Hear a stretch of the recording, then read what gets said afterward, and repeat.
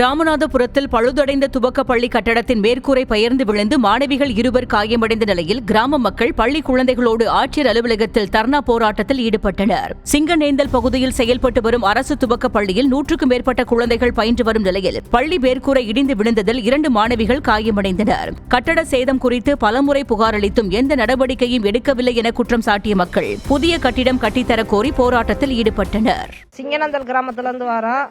School சம்பந்தமா வந்திருக்கோம். School இடிஞ்சிருச்சுங்க சார். எங்களுக்கு மனு கொடுத்து எந்த இதுவுமே இல்லை. எங்களுக்கு ஸ்கூல் வந்துருச்சுன்னு சொல்றாங்க. ஆனா இப்ப வந்த ஸ்கூல் கேன்சல் ஆயிடுச்சுன்னு சொல்றாங்க. ஆனா ஸ்கூல் இடிஞ்சிருச்சு. பிள்ளைகளுக்கு பாதுகாப்பு இல்லை. பிள்ளைய விடுறதுக்கே பயமா இருக்கு. எங்களுக்கு இப்ப நாங்க என்னன்னா கலெக்டர் ஆபீஸ்க்கு வந்திருக்கிறது என்ன காரணம்னா எங்களுக்கு ஸ்கூல் விட பயமா இருக்கு. பயந்துக்கிட்டு தான் பிள்ளைகளை கூட்டிட்டு வந்து நான் கலெக்டர் ஆபீஸ்ல மனு கொடுக்க வந்திருக்கோம் சார். என் பேர் தீபா. சிங்கநேந்தல் கிராமத்துல இருந்து வந்திருக்கோம்.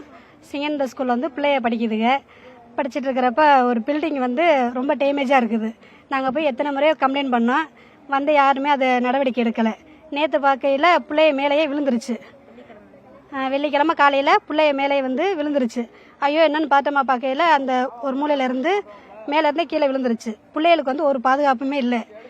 எப்படி நாங்கள் ரொம்ப ஏழப்பட்ட ஊதேன், கஷ்டப்படுற ஊதேன். பிள்ளைய படிக்கிறதுக்கு ஸ்கூல் வேணும். நாங்கள் பல ட்ரிப்பு கம்ப்ளைண்ட் பண்ணியும் ஒன்றும் கட்டடம் வரல, நடவடிக்கையும் எடுக்கலை. அதனால நாங்கள் கலெக்டர் ஆஃபீஸ்க்கு வந்திருக்கோம். கலெக்டர் மனு கொடுக்க வந்திருக்கோம். இதுக்கு நடவடிக்கை எடுக்கணும். நடவடிக்கை எடுக்காட்டாலும் மறுக இங்கே உட்காந்துருவோம்.